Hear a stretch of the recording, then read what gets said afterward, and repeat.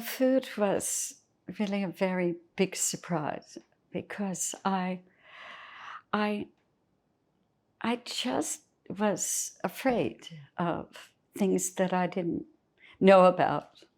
And yet, in the context of a country that really cared so much about how people ate and what people ate, I I was drawn into it. You know, like the aroma of the bakery. And you go in and you taste that warm baguette. And then you go in the next day and you want that same baguette.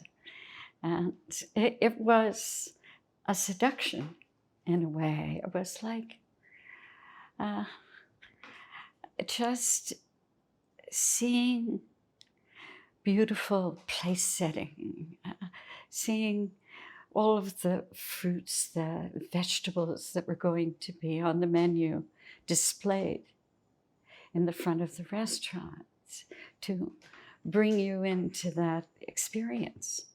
And I was just drawn in. I was going to school, and every day I walked from my little apartment up the Market Street to get to the university.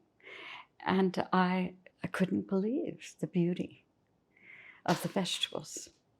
You know, the lettuces, the colors. And it was always changing because it changed with the seasons.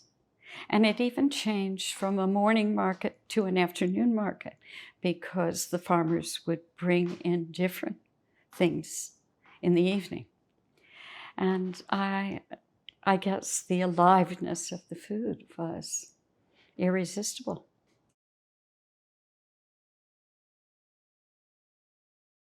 Certainly those wild strawberries that I had in France had a kind of intensity about them. I do remember eating strawberries right in the garden when I was a little child, when they were warm in the sun, and I picked them off the plant. And so that stayed with me somehow. And then when I tasted that wild strawberry, I wanted to know exactly where it came from. And then I found out that you had to go out in the woods to pick them.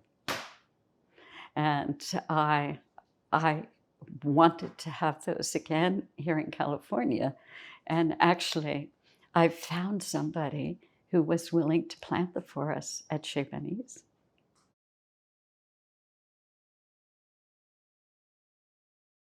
It's hard to say exactly what it was because it was a big picture of the culture of France. It wasn't just about the food. It was about the concerts we went to. It was about the beauty of the parks, of the cathedrals, of the cafes, the life that people were living. It seemed so civilized to me. It seemed so real somehow. And I just wanted to live like the French. And when I came back home, I tried to find the food, of course, but I lit the candles on my table when I sat down for dinner. I set the table in a very particular way. I bought the napkins and I folded them. And I even, picked flowers in the neighborhood to put on the table because I wanted it to be beautiful. Even at the beginning of the restaurant, I was looking for taste. I was really looking for taste. And ultimately, I ended up at the doorsteps of the organic local farmers because they were the ones that were growing food for taste. And they had different varietals that they planted. And when they brought them to the restaurant, or they brought them to the farmer's market, they were just picked. So they had that aliveness about it, the food.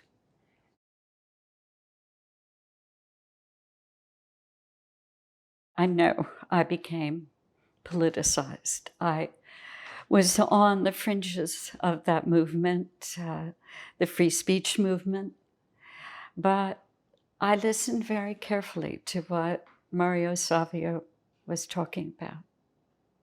I found out later, of course, he was Sicilian and always had a bottle of wine with his meals. And he had, I'm sure, this big vision of how we could change the world into a place that we all came together, that we felt responsible for each other in a way. And I really believed him.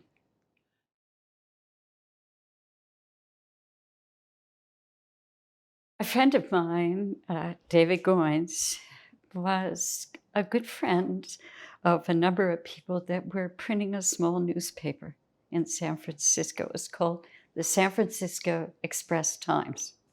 And so they would have meetings at our house. And I would be there sort of listening to their conversations about what they wanted to put in the newspaper. And then David had this idea, well, why don't we do a restaurant column? Called it Alice's Restaurant. And so I would try and find a recipe to be in that part of that column. And it pushed me into asking everybody I knew, what do you like to eat? And do you have a special recipe that I could use for this column? And I started making these dishes at home and then feeding them to the people that had gathered to work on the newspaper. And they loved what I cooked. And so it was kind of a way for me to research about food. At the same time, I was sort of cooking because I was researching for the column and trying out the recipes of friends. I wasn't sure that I had a gift for cooking, but I knew that I had a gift for finding the ingredients, finding the dishes that people like to eat, and that I was still intimidated by the cooking process. So that's why I relied on recipes from other people. I wasn't at all ready to improvise. Luckily, someone gave me the book, the cookbooks of Elizabeth David. And her recipes were very bare bones. And so I had to interpret what she meant. And sometimes I was less successful and sometimes I was more. But she gave me a real aesthetic about food, that the simplicity of it, the kind of purity of it she instilled through her beautiful writing.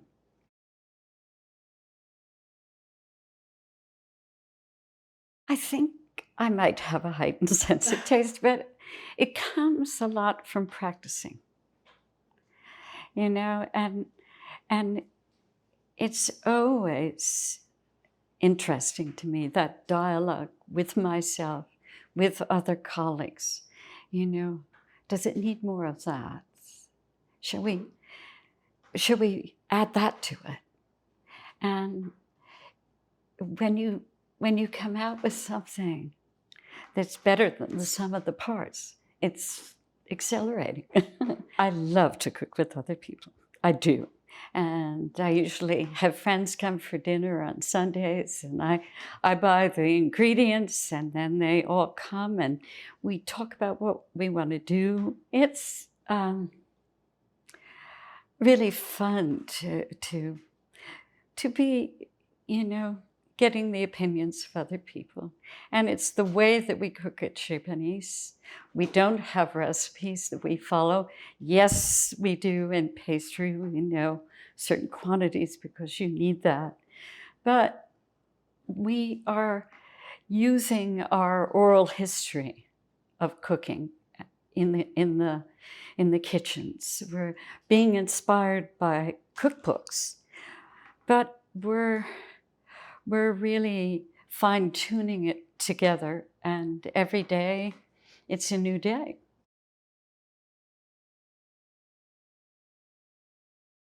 I was looking at a lot of different places in Berkeley with my good friend Tom Luddy, who was so excited about the idea of my opening a restaurant. He thought it was the greatest idea because he had eaten my food and we had been such good friends. And he knew that this was my passion. So we went to places that were sort of a little too dark or too big. And then we saw this house on Shattuck Avenue that was a plumbing shop. It was just a 2-story stucco house, but it was commercially zoned. And I said, it could be in a house. So it could be just like I was serving my friends at home.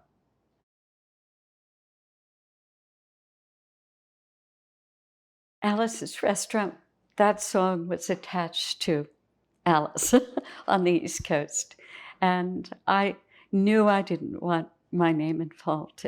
I had gone to see movies with Tom Luddy, who was running a repertory theater, and I saw the films of Marcel Pagnol, and I fell in love with these films made in the 30s in France. And one of the characters in the films his name was Panisse. And it had a certain ring to it. It could have been Chez Marius or Chez Fanny, but the name Fanny stuck. And as Tom pointed out, he was the only one in the films that ever made any money.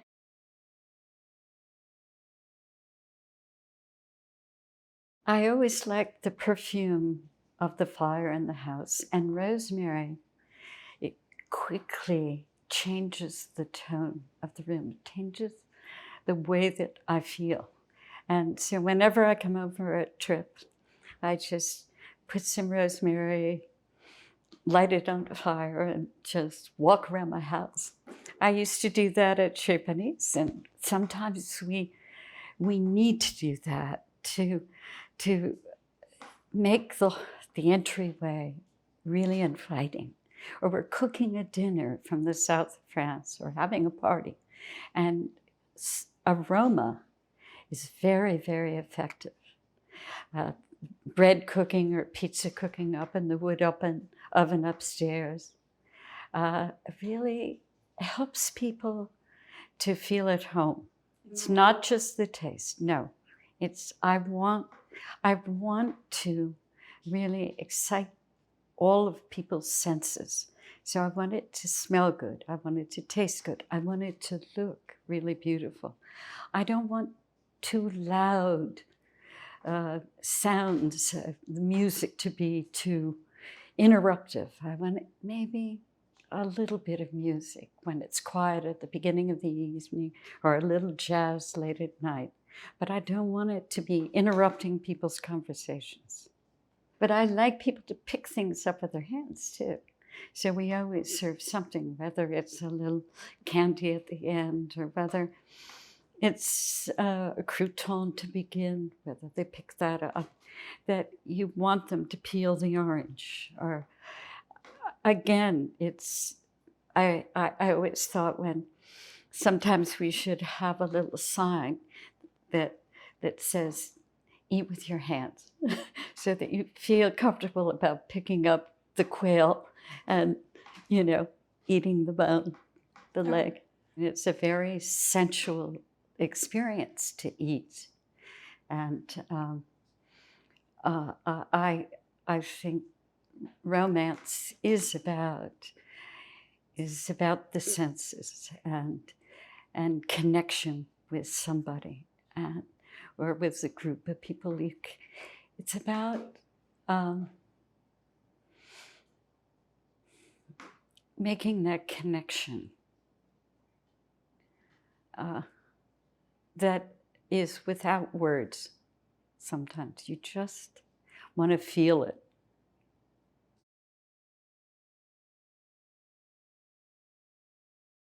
They were so proud of me. It's so great when your parents really support you, but that you are so grateful to them for doing so. I mean, my parents have always had a garden, and my father had a feeling he could help me with the restaurant. I resisted it at first, but he came in and he was so patient, and he worked with our staff, and he just introduced all of his organic, if you will, management skills. And he said, one of the things he said is, you have to say, Alice, you can't order people to do things. You have to say, please and thank you. And you have to tell them what they do well first before you tell them what they don't do so well, and how that they can improve. And I have really tried to practice what he proposed. I have never really managed the restaurant. We had a little group of us, and we divided up the management between the dining room manager, the cafe manager, the bar manager, the main cook in the kitchen, the main pastry person, and we all had our jobs. There was somebody also in the office. My father set up that group too. He called it the ops group.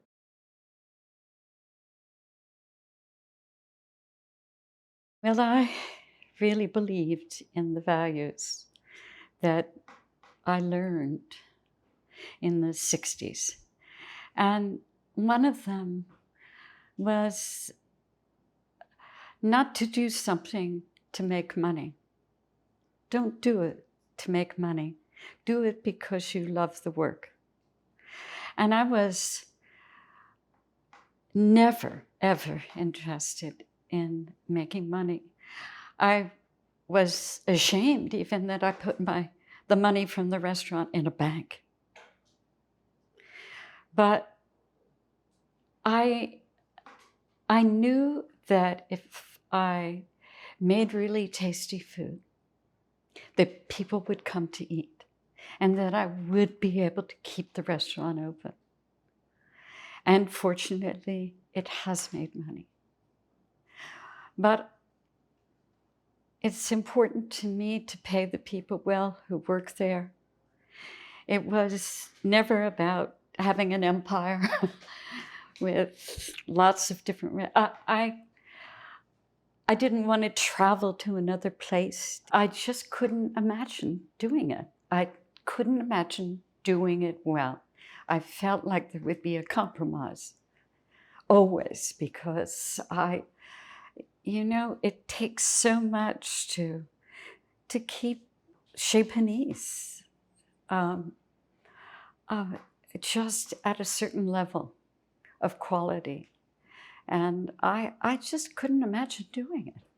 And again, I never wanted to sort of get on a plane and go visit these other places. And I love knowing the customers who come in. I know them by name. I love knowing all the people who work there. There are almost 110 people who work at Chez Panisse.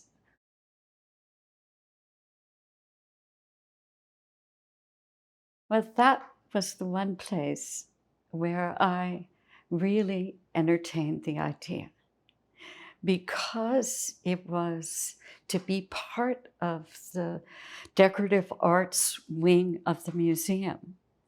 And I thought it could be sort of an international symbol of the beauty of food and of nourishment. And what better place than the center of Paris?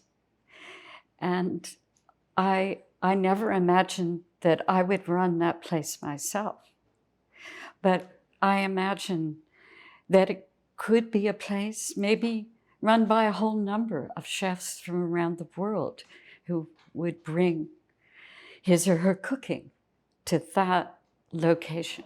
Well, I understood that it was a very big bureaucracy, and that when in fact all of the different people who made decisions about that particular location, that I wouldn't be able to do it the way that I wanted to do it. I was given a contract basically for kind of a fast food restaurant, and I just said no.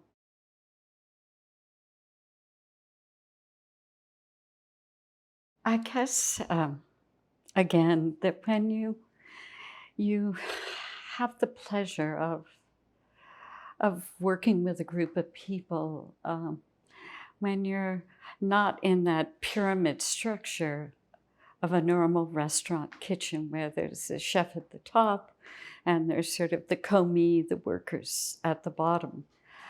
When you're working more as a team, that it seems right to have them benefit from the success of the restaurant. I've even thought, well, maybe it just should be like the cheese board across the street, a cooperative.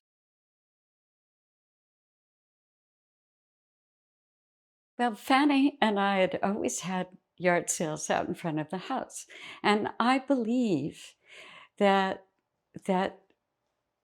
there are beautiful things to be had at the flea market.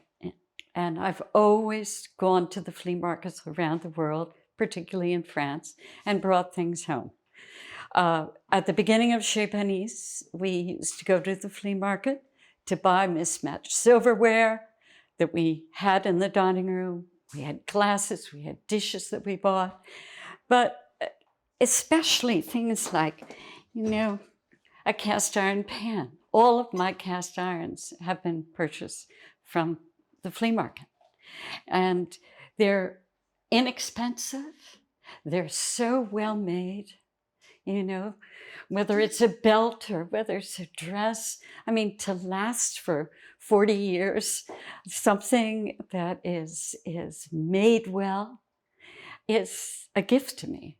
And I love finding them in the flea market. I mean, I wish that I could not buy one new thing ever again. I love to go to those secondhand stores.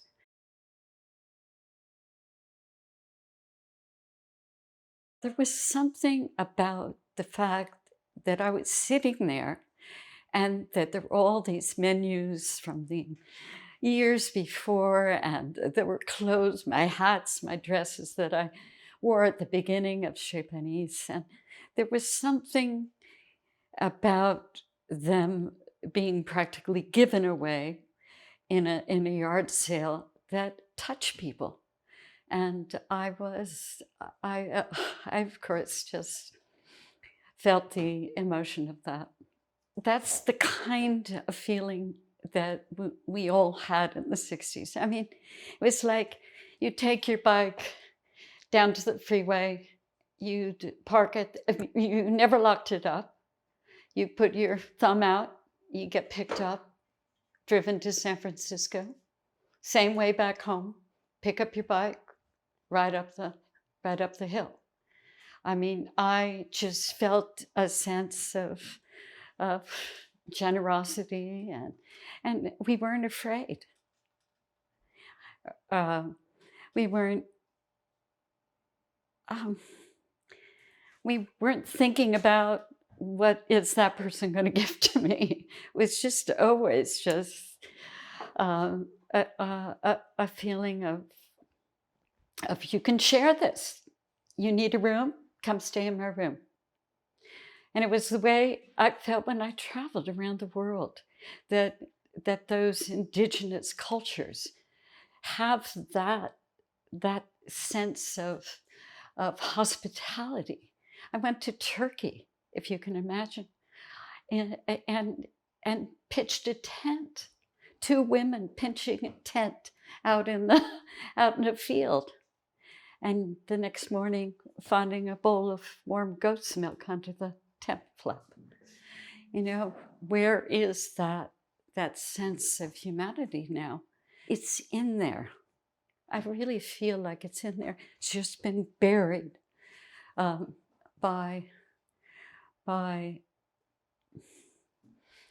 greed. And we have to find our way out. But I really feel like public education, it's our last truly democratic institution, as Gloria Steinem said many years ago. And I believe that. We can reach every single child while he or she is open and learning. And we can be the change we want to make. We can teach these values. We can teach them how to, take care of the plants, look at the soil, see all the earthworms and the little bugs in there, and how important they all are to the big picture. And it's utterly fascinating to children, utterly fascinating.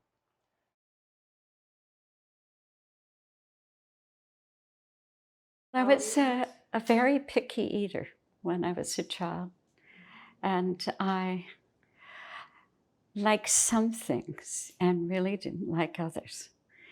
And my mother and father wanted me to eat everything on my plate. They believed in that balanced meal: potatoes, a vegetable, and a protein, a meat, a fish, and 3 meals a day. So we always had breakfast with eggs and bacon. But my mother wanted us to have healthy food, but she didn't quite know what that was. And so it was sprinkling wheat germ on things and buying whole wheat bread and not having sweets around the house. So there weren't sort of cookies in the jar. I had to sneak off to the bakery to find those. And we had to take vitamins. I think it was a really important idea that there were people around the world that didn't have anything to eat. They would always talk about the children in India and to think about them. And here you have this plate of food and you don't want to waste anything. I remember my parents had a tiny little garbage can, and I think it was really picked up once a week. So there were very few things in there that they didn't just automatically recycle. Certainly wasn't any plastic at that time.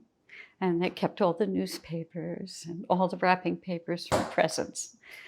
And the milk came in bottles. So you put the bottles out the back door.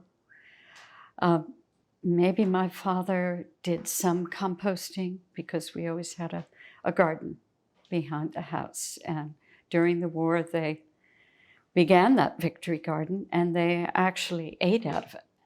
I think that what was happening is that we were very, very limited in what we ate during the war years. And so when that was over, it was like people wanted food. And that was kind of the beginning of the fast food industry. And they saw that need and that desire.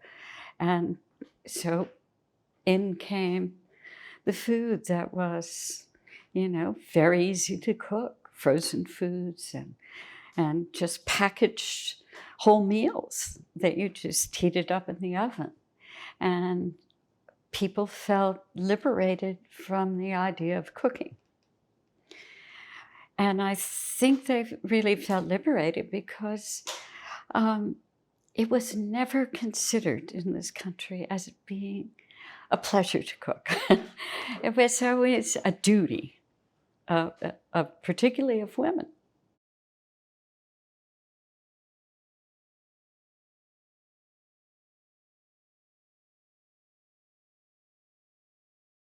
I'm 5'2", and so she was way up there, but she was so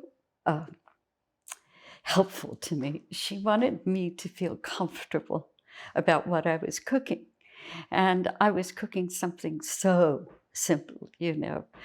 And she would ask me questions. How do you cut this, you know, how do you cut that onion like that, or whatever I was doing? She said, it's so interesting to me. I appreciated her energy and her humor so much, and longed for her to teach us all how to cook again in this country.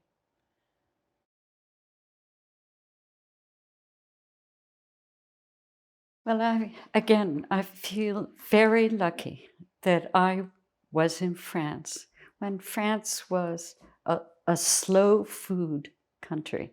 In other words, they had all of these values in place. They knew their farmers. They would go to the market. They would connect with them. They served the food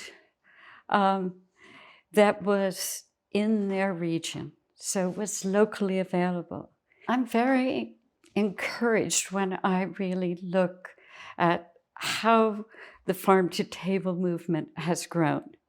But when you look at it in relationship to the number of people in this country, it's shocking that we are so small, that we have had an influence, but we haven't really been able to change the diet of America. And we haven't been able to really connect with the local sustainable farmers and ranchers. We haven't, because the fast food industry is so powerful and persuasive. And they have taught us a whole other set of values, so that when we eat fast food, or we eat in a fast food way, we're digesting the fast, cheap, and easy.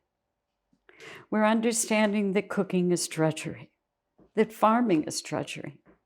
We're understanding that things should be available 24/7, that it doesn't matter where they come from, because there's always more where that came from.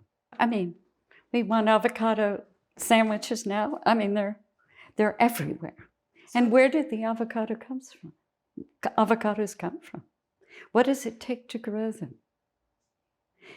What's it causing to the farming industry around the world by our desire to have them wherever we are?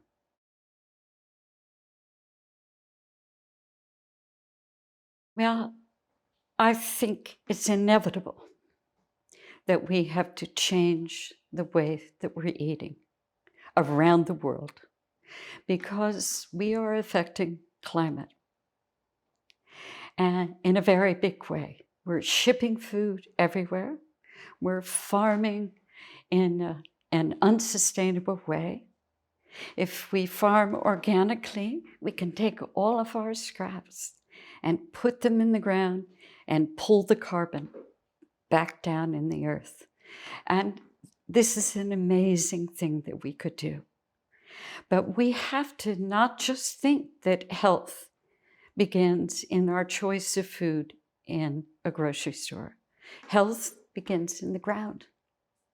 Our real nourishment comes from all of those microbes and all of the way the soil is allowed to be itself. And so our farmer, Bob Kennard, he's amazing. He says his carrots are 10 times more nourishing than anybody else's. I was so grateful to Bob. And I just wanted him to know that. And we started putting the names on the farms because we wanted people to know that we were supporting those people that were taking care of the land, and that the good taste came from those people picking that food when it's ripe and bringing it to the restaurant.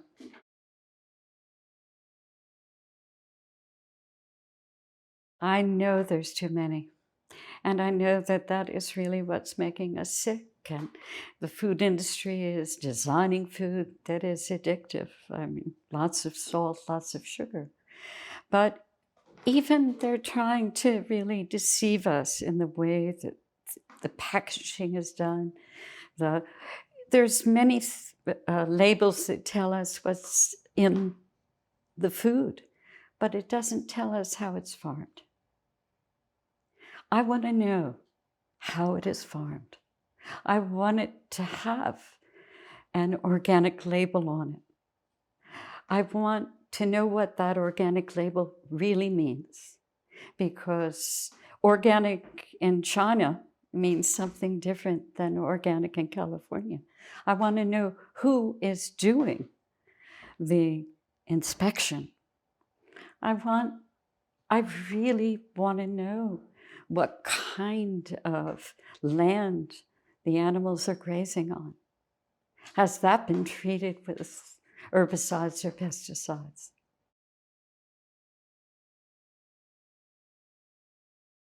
I wanted him to plant a garden on the White House lawn.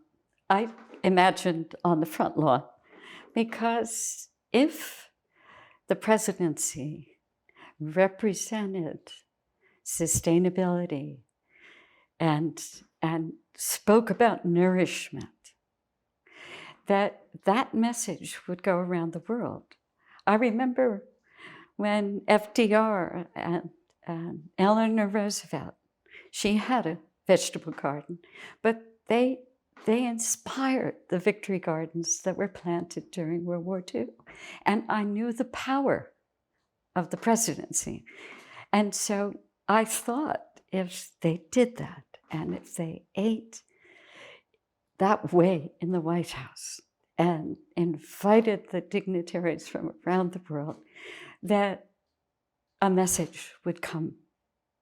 Well, I think that they heard me, and they were friends, very good friends of friends. And I know that Hillary planted a roof garden with tomatoes, but I really wanted one on the grounds of the White House. And I wanted it to be, a symbol of a set of values.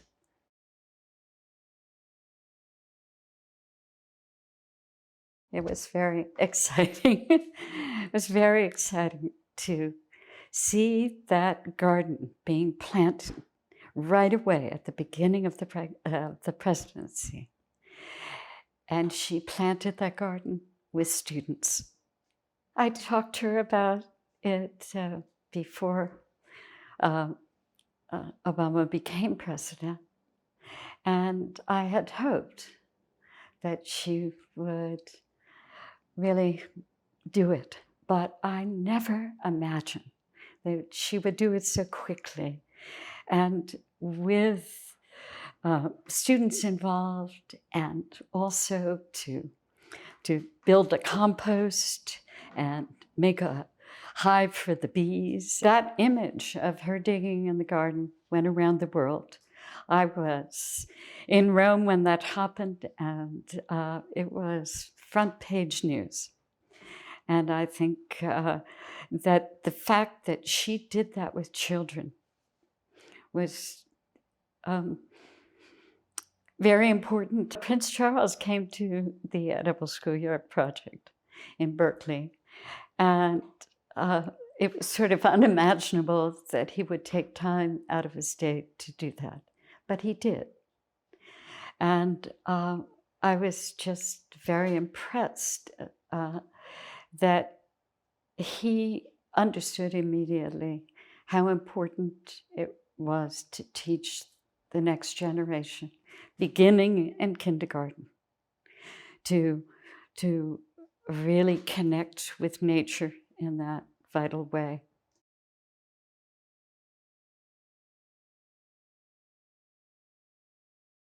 It's about 25 years old now, and it began at a middle school in Berkeley that has 1,000 kids, and they speak almost 22 different languages at home. So it was a really good cross-section of teenagers. And I had the opportunity to create this program because the principal of the school felt that it needed to be beautified in some way.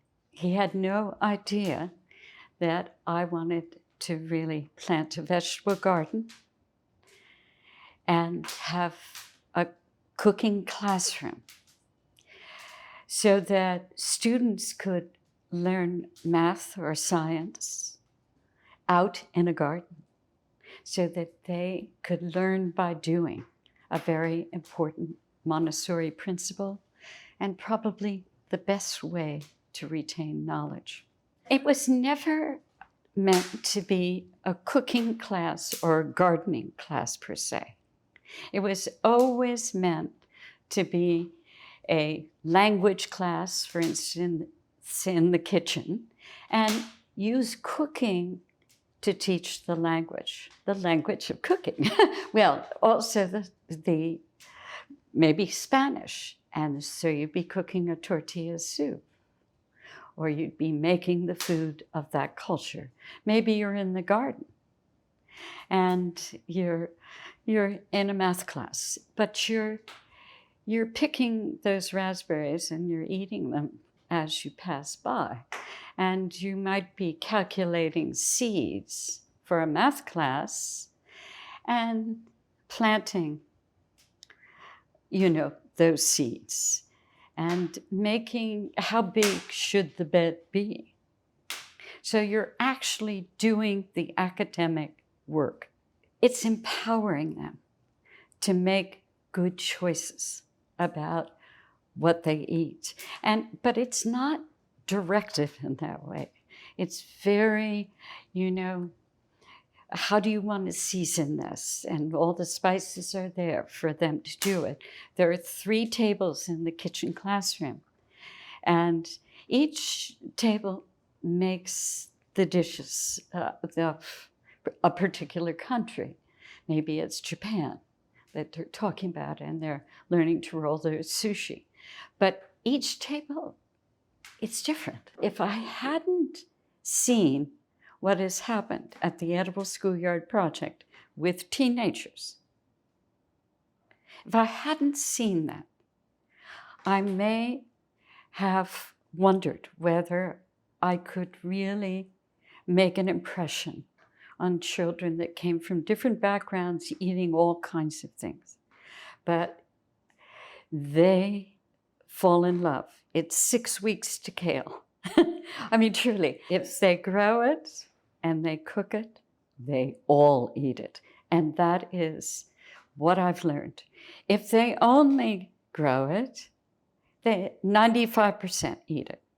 If they only cook it, 95%. But if they grow it in cooking, they eat it all.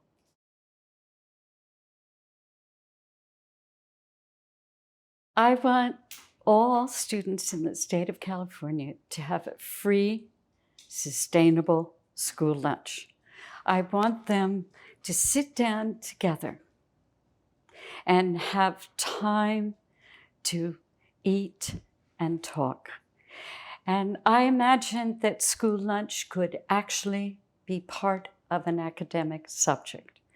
So when you're studying, for instance, the geography of the Arabian Peninsula, maybe what you're having for lunch is some hummus.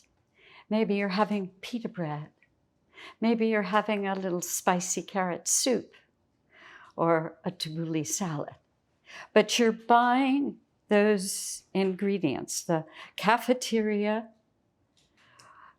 workers, the cooks in the cafeteria, will buy directly, like we have been doing for 47 years at Chez Panisse, directly from the producers who are local and sustainable. It's about the health of our children deeply. It's about supporting the farmers who are taking care of the land. It's about giving them the real cost of food. No middleman taking that money. They bring their food directly, and they are paid for it. It's a very important relationship to develop. And once you do it, you can never go back, because they bring the values of stewardship right through the cafeteria door. They bring it into the students. That in turn would address climate, using all the scraps to make the compost to bring down the carbon. Number two, it would deeply nourish the children. And number three, it would support all the farmers who are taking care of the land for the future of this planet. And those farmers and ranchers and fishermen need to feel supported completely, both financially and, in fact, by our gratefulness for the work that they do.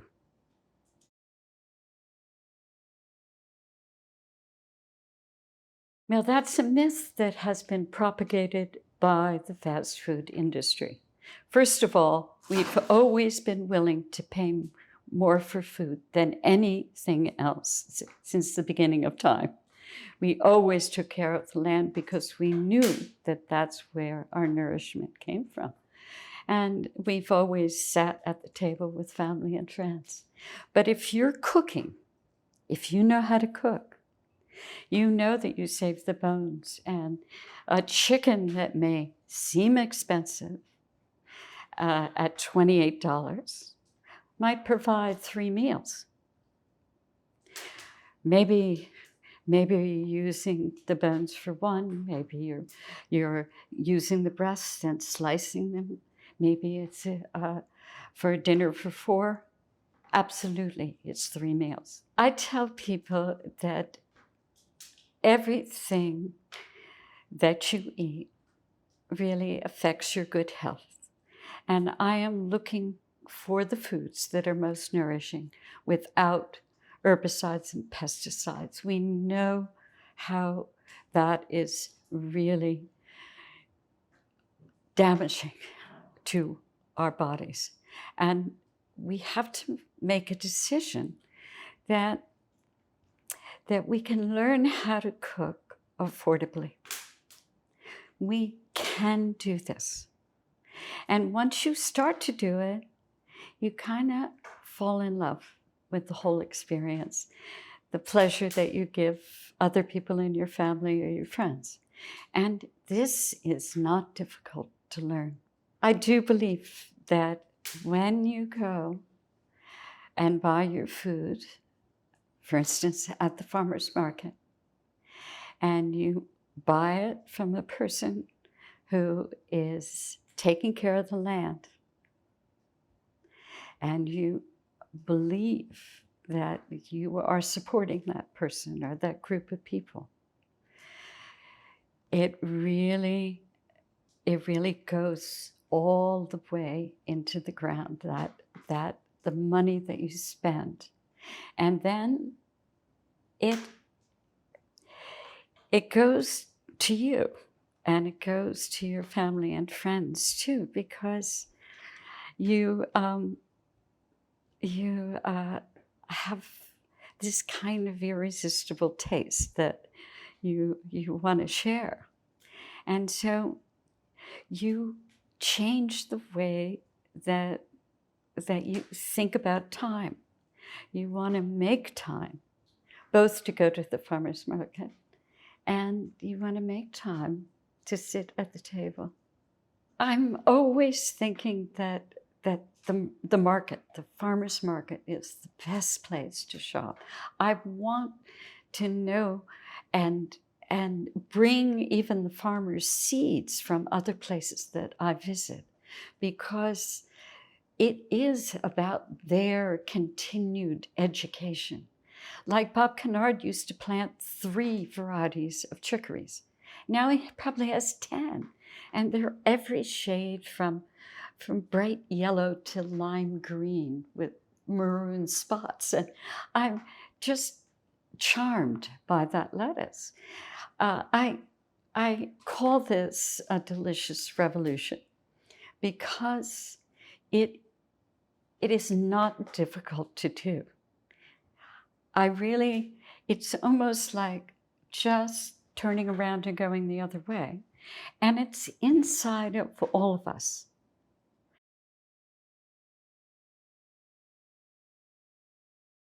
I mean that we are no longer saying please and thank you.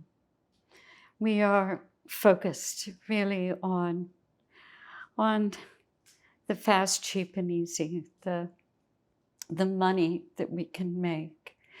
We're not thinking about what is happening to the people that are producing our food. And in that way, we're dismissing them.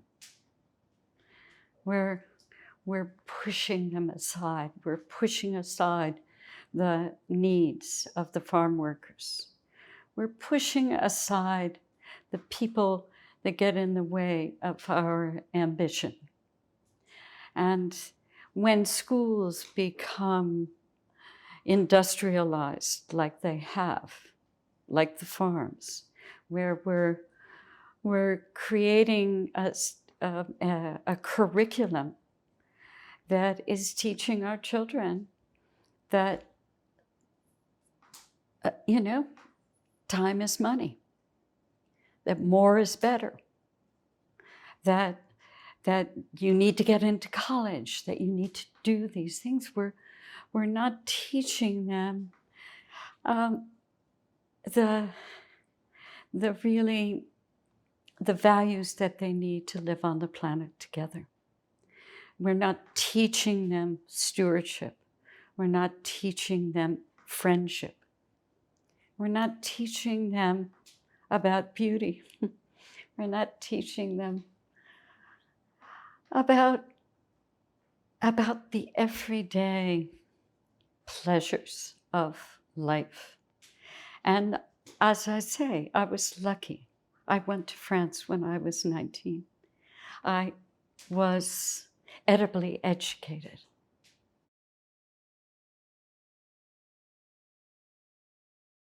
What is a great meal?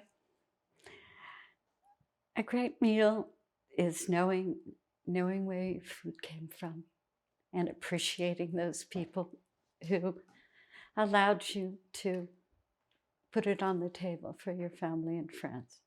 It's definitely about that connection of the table for me, and being exactly in step with nature. So when I look out there and I see my roses in the garden and I see my salad, I know that it's May. And I know that I'm in present time. And I try to think of the beauty of that moment. But food does that for you. I ate salad in France, and it was kind of a revelation to me because it was served as a special course after the main dish. And the idea was that it sort of cleansed your palate. And so it was never a really big salad. It was a mixture of things. Now, the salad that I'm probably most known for is the mesclun salad, and that word means a mix of things. And it was a very special mix in the south of France. And in fact, so much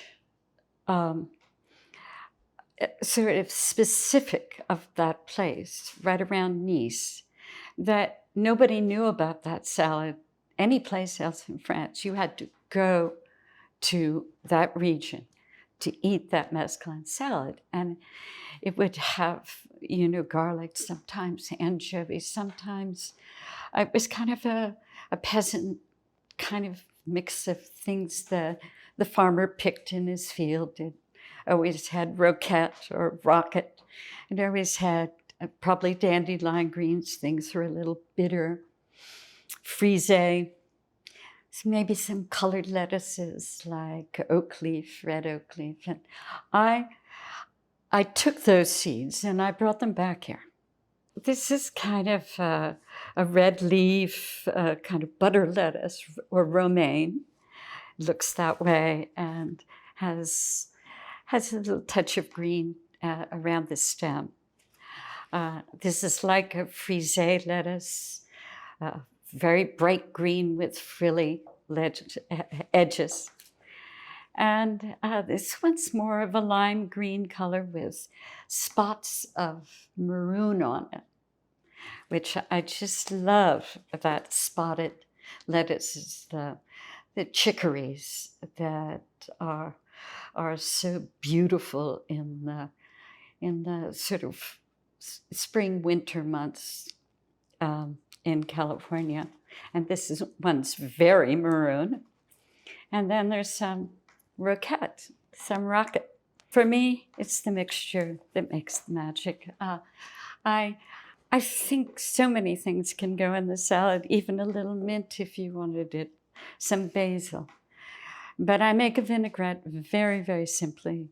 I usually pound a little garlic in a mortar, just grinding it until it disappears, adding some salt, some good red wine vinegar. And then I taste it. And I say, is this tasty? Maybe it needs a little more salt to make it. And then I let that marry right there in the bowl for maybe 10 minutes while I'm putting the salad together. I always wash the salad, spin the salad dry, lay it out on towels, and roll it up because I want it to be very dry before I toss it. Because the water dilutes the vinaigrette, it changes it. So at the last minute, I put in the olive oil, stir it in, mix it together in the vinegar. Not too much. I start out with sort of half and half. And sometimes it needs more olive oil, but I like a little edge to the salad. I like that vinegar edge. And it could be a little squeeze of lemon in there. Maybe you're making more of a lemon and olive oil vinaigrette. But to me, the secret is not to make it too oily. And so I can dip a lettuce leaf in there to make sure that it's right. But after a while, it maybe needs a little more salt or pepper after the salad's tossed. I usually toss it with my hands. Sometimes I will wash the leaves and dry them. And if it's a whole day, I will put it in the refrigerator. But I don't want it to be cold, cold. So I take it out before the dinner begins and let it just warm up a little bit.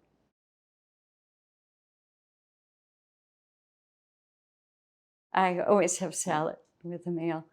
And sometimes if I have the fire lit, I might put something like a piece of chicken on the fire or a piece of fish. And I'll have fish and I'll have salad. I might boil some potatoes. I might make some spicy rice. But I don't cook in a really complicated way. I might make a little avocado salad, but I just put the tortilla right on the stove. And I'd love to do this for my breakfast because I feel so connected. You know, there's the aroma, again, of the tortilla cooking. I just turn it over. And I can make myself a little breakfast in about 2 minutes.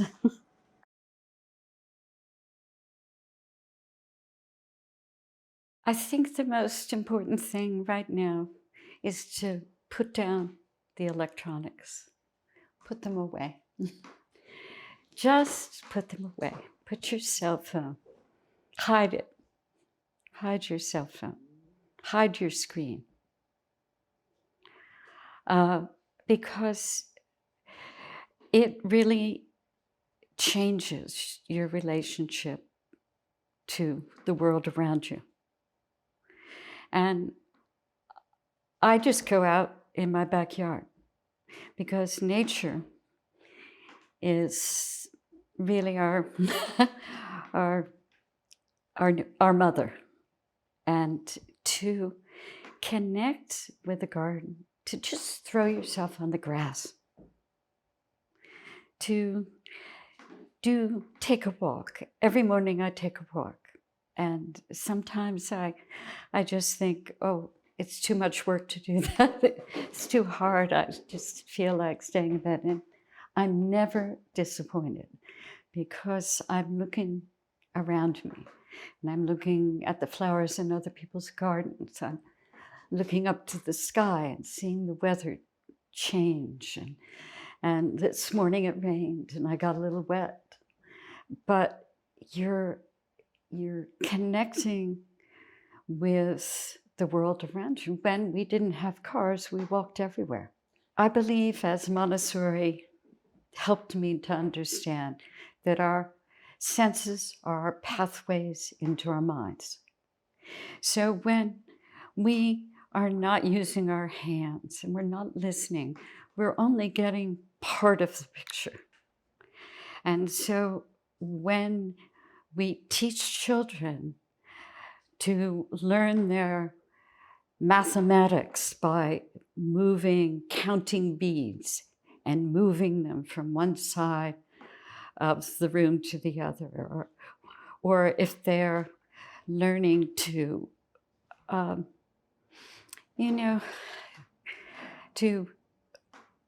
feel the weight and volume of a glass of water versus a big pitcher of water. They're experiencing volume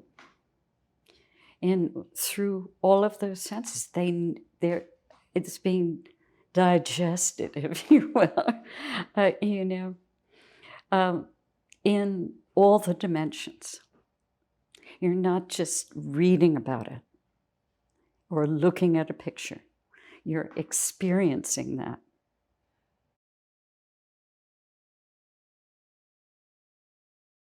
Well, I've always thought about what was going to happen for the end of my life. And I guess it's because I had a great aunt whose husband died early on at 50. And she asked people to come and stay at her house. She called it a room with a broom. And my family went to stay there in the summers. And she had friends all year round. But she lived to be 101. And she has always been that mentor to me. And she believed that you have to have friends and meaningful work through your whole life.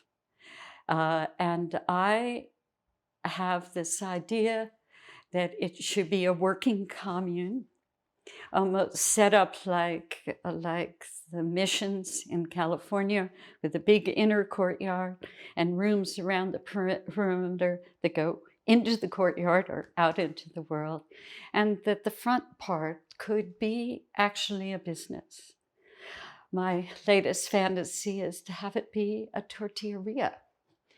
And I want a printing press where we print the news of the movement and wrap the hot tortillas in the papers of the press, so that you would really take that home and learn about all the varietals of corn. Maybe it's a work of art that's on the papers that we print, or maybe it's some photograph of somebody, a farmer someplace.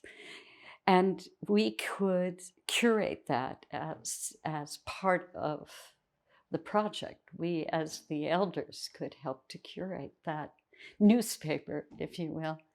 And maybe the tortillas themselves would go directly to the schools. I keep thinking about what meaningful work is, because we're missing that in our culture. We're missing the idea that every day you could be doing something that really is meaningful to yourself. And I think food, making food, can give that to you. And I would like us to become a nation of farmers again. I think we all need that, as Thomas Jefferson believed, because the land teaches us the values that we need to survive and to flourish. And I think loneliness and meaningless work are the real issues of this country, that we don't talk about it. 1 in 2 people is divorced, and it's so hard for families to stay together. And we need to think about what happens when we get older. Many people are sick because of the food they eat, but food can make you well.